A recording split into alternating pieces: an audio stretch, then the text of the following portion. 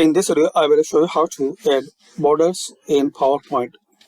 So open your PowerPoint, insert your picture,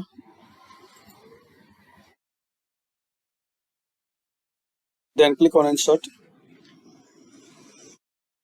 To add a border, select it, then select Format Picture.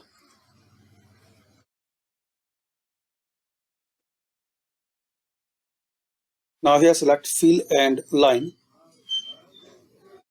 Select Line.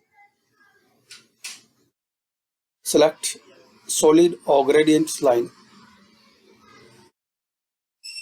You can change color, transparency, width, compound type.